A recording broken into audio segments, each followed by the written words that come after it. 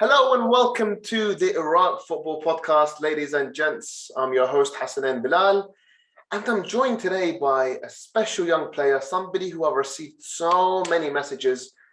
Hassan, interview this footballer. We want to hear from him. And I'm joined by none other than QPR's young Alexander Aoraha. Alex, welcome to the show. Thanks for having me. Thank you. Pleasure's very much ours, man. So, Alex, we haven't really got anything planned in terms of the questions and stuff. I just want to get the ball rolling and introduce you to the world of Iraqi football. You know, there's a lot of fans that want to get to know you a little bit. Have you done any interviews previously with any Iraqi?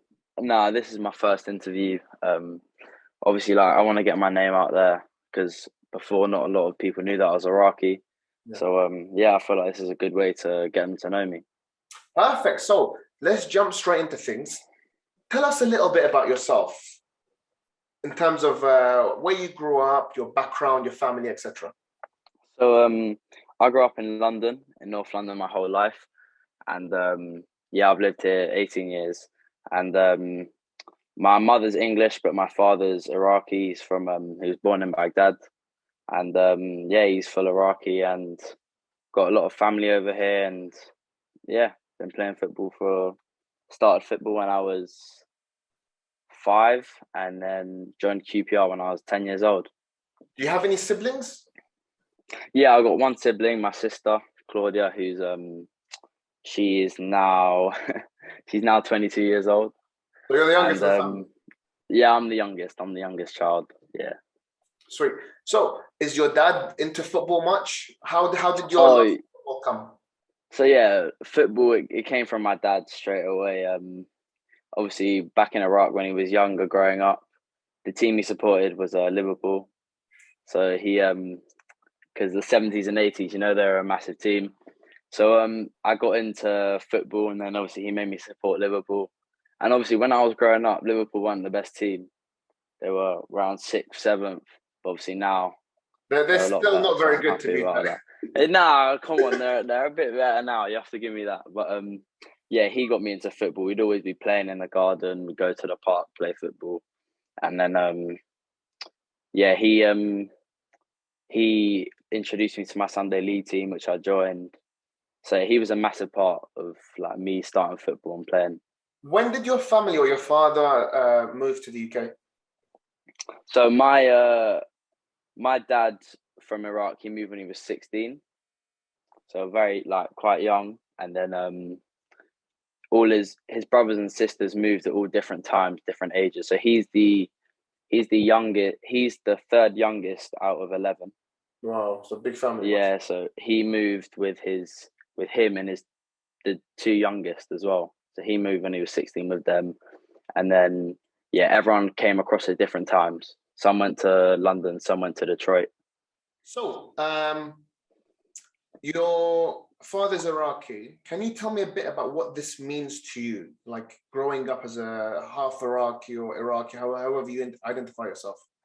So I'm very proud to have a bit of individuality about me, because not a lot of people in London I know that are Iraqi. So always being half Iraqi is always something I've been proud of, and it's always something I've told people that's individual about me, because that's what I feel it makes me. So I'm very proud. How have you found living in London? How would you explain or describe your experience? I think it's great. Obviously, being born in England, being born in London, I've never known any different. So I've enjoyed it, and I've enjoyed my upbringing. But I think it's great. Okay, so you said you were 5 when you started playing Sunday League, yes? Yeah. And then you signed for QPR, if I'm not mistaken, when you were 10. Yeah. Talk me through that journey. So I would say it wasn't the easiest. So I started at 5, just going down to my local power league, which is where they're 5-a-side pitches and stuff, And then I joined a Sunday league team around 8 years old. And from there, it wasn't. I didn't go from my Sunday league team to QPR. It was through my school Okay. that got me a trial at QPR, and then from there I signed. Did you start off as? I've always been a midfielder, so I've always been a central midfielder. I have to say, for a bit with my school, I played striker just because, just get the goals. It's easy to score the goals and then win the games. But yeah, I'd say even from when I was young, midfield was always my favourite position because I just felt like everything in the centre of the pitch, like you're the playmaker, everything goes through you. Do you know what I mean? Yeah. And then so you for your school you get a trial at QPR. What happens Yeah. then? So I got a trial at the age of 10, so year 5, and I went for my first session, and then it's quite an interesting story actually. So I went for my first session, trained really well, and then they came to my dad that day and said we want him to play for the team tomorrow in a match.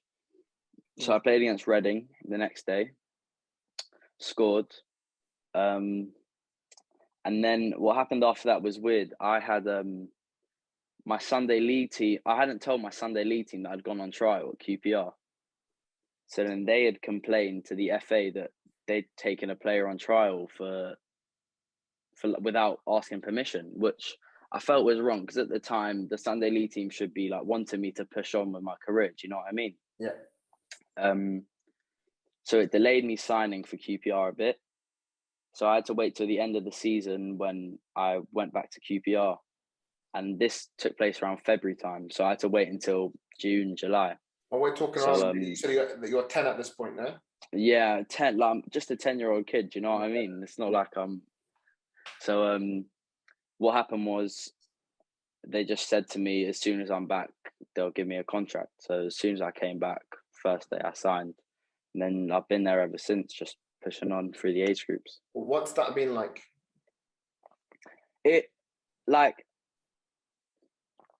I'd say it's been a challenge because every 2 years you need to get the new contract and you have to always be focused and push yourself, and you get people you've known that have been released from the academy and so on.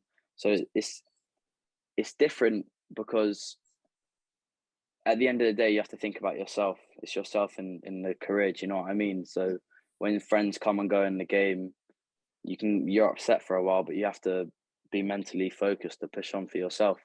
And I think from the younger age groups, that's helped me to realize now that I've pushed on a lot, and now it's just that last step that I can get there. So, do you have your first pro contract, or what's your situation right now at QPR? So, the situation at the moment, I'm on a 3rd-year scholarship, which is it's the equivalent to a first-year pro in respects, in terms of I'd be on the same like wages or whatever, but it just means that if I want to go on loan, I can go on loan whenever, and instead of just going in the January windows and stuff. Yeah, So it's pretty much the same thing. And then And you're training mostly with which age group? Under 19s, I'm guessing. So I'm training with the under 23s. Okay, how are you finding that this season?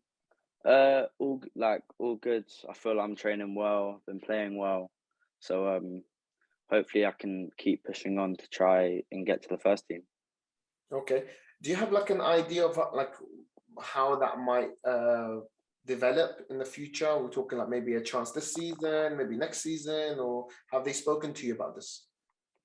I wouldn't say it's something that's been spoken about. I feel like it's always because obviously it's what every player's goal is at the moment. Yeah. I feel like if I just keep, and obviously I've seen older players that have I've seen older players do it as well. Like they've been training well, playing well, and they've been given the opportunity. So hopefully if I just keep playing well, obviously I'm still young. Hopefully if I keep playing well and training well, then I'll be able to get the opportunity. Hopefully in this year or in the next year. Fingers crossed. And yeah. For those who haven't seen you play, how would you explain your playing style, or how would you explain yourself as a midfielder? Feel free to use like other players as examples, just to kind of give context. I'd feel like I'm a I don't want to base myself to one player because I feel like I'm my own individual and stuff. I feel like I'm a very creative player. I can play long passes. I can play key passes. I'm good at running with the ball, running at the defense, and then like finding passes. But I'd also feel I'm quite what's the word? Like off the ball, I work hard. Like I'm aggressive. I'm box to box. Do you know? I feel like there's a Would lot of you different say you're a parts to number my eight game. then overall? I'd say yeah, I'm at 8, box to box midfielder. Brilliant. And generally, this season, how's it gone for you in terms of number of games, minutes played, etc.? So yeah, I've played a lot of games this year with both the B team and the under 23s, and yeah, I've played well. I had an injury. I had an injury around the mid-November, I'd say, and obviously that set me back a bit. However, I'm back into training now. I got back into training around a week ago, so I'm back in there now, and I'm feeling a lot better. And yeah, Have, hopefully I can get back going again. have you had any opportunities ever to train with the first team at QPR? Not at the moment, no, because of like it's been hard. It's been hard with especially recently with all the COVID stuff. Yeah, So it's quite separate at the moment, but hopefully in the future. fingers crossed. And as you're well aware, there's quite a number of young Iraqi players playing in the UK. So we have, I'm sure these names are going to be familiar to you. We have Zidane at Wala United. You have Yeah. Ali Al Hamadi, who's just moved to Wycombe Wanderers in the first team. Cardo Sadiq at Palace. Yourself, there's a few other guys. One at Blackburn Rovers, one at Stoke. Um, do you know any of these guys? Do you have any relationships with them? Friendship? I wouldn't say I've no. Obviously, I know of them, and I feel like when we've played each other, because I have played Cardo a bit, and I played Zidane back in pre-season. Um, Obviously, I've had just a couple conversations with them on the pitch, but I wouldn't say anything off the pitch. However, being Iraqi is something I would want to develop, and then hopefully in the future get to play with them. What have you made of these players like committing themselves to Iraq? So we had, for example, Zidane and Ali hopefully going to be in the upcoming game against Iran and Lebanon in the squad. Cardo, pretty much in our recent podcast, committed himself to the Iraqi national team. What does that mean to you? It, I have to say, like, it inspired me to want to get involved in the new generation, I'd say, of Iraqi football, and I'm very proud to be involved in it, and hopefully in the future I can play for them and play with them as well. So are you saying that if you, for example, you received an invitation for the under 23 squad, would you be prepared to join? Yeah, I would be. Yeah. I'd be prepared to join. Obviously, it depends on the whole situation regarding like my club, if I'm injured or whatever. However, yeah, if I did receive an invitation, I'd be honoured to be a part of it. And have you finished your paperwork? Have you got an Iraqi passport, or what's the situation? Not at the moment, but however, it's all in the works at the moment, and yeah, hopefully in the future it will be sorted. Any idea what we're talking about here? Maybe a year, 2 years in terms of the paperwork, couple of months? I don't think so. Hopefully, within the next 6 months, hopefully. Brilliant. I'd say. So we can look forward to hopefully seeing you with the, if not the first team, but maybe at least at youth level with the Iraqi national team. Yeah, 100%. Brilliant. So exciting times for you, exciting times for us as fans. What have you made of the whole situation on social media where out of nowhere people find out about you and the Iraqi fans, they're an eager Yeah. What have you made of that? It like honestly, it was quite surreal. Like I didn't expect the kind of support that that I received online, and it personally before it's not something I expected. I didn't realize the Iraqi fans were this passionate, and if anything, it's made me more proud to be Iraqi and made me want to represent them more. And obviously, it was very like seeing my family as well, how they reacted. Like obviously, my cousins here and my cousins in America, they were all very proud. and yeah, I'm really thankful for the fans, A and bit of a hopefully I cheeky can. question, Alex. What's your mother made of the situation? No, my mother's all for it. She loves it. Honestly, yeah, she's great with it all. I'd say she was my biggest supporter of it, to be honest. So yeah, That's she great. loves it. Okay, so you're aware of some Iraqi players. Clearly, you have a passion and a desire to play for Iraq. Have you ever watched the Iraqi national team or the academy or the I've, young player? I've watched I've watched a few. Obviously, when the games are being played, it's quite a different time zone to here. But I have watched a couple highlights from on YouTube and on mainly YouTube, and yeah, We've not obviously, been in a good run. Let's be honest yeah. about That that. was I But didn't want to say what's your that. feelings? I didn't want to say that. I think with the new players coming through, I feel like the target would be to qualify for the World Cup, and obviously not in the coming years. I think with the new players coming through, it will be it's like an exciting time for Iraqi football, and I feel like it's a possibility. So, do you like really follow what's happening in Iraqi football? Because you talk about like an exciting time, and I pretty much completely agree with you. But are you aware of like the talents we have across Europe, across the world? Yeah, so in terms of the new generation, I know about the players in England, and then I know there's some players in Sweden and Denmark as well. So yeah, I'd really like to be a part of that generation for the new Iraqi team.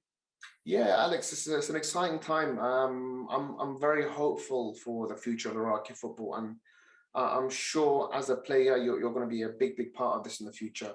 So, just to kind of really finish up here, any messages for the fans? Anything you want to say to them? Um, yeah, I'd say hopefully I can be playing for the national team soon, whether it be the first team or the youth teams, and yeah, hopefully I can impress you with my performances when I play, and yeah, thanks for your support. Well, thank you so much for coming on our channel, man. It's really is a privilege to be the first channel to have you featured on and introduce yourself to the world of Iraqi football. But yeah, we wish you all the best. Please keep us updated with how your season goes, and good luck with everything. Thank you very much.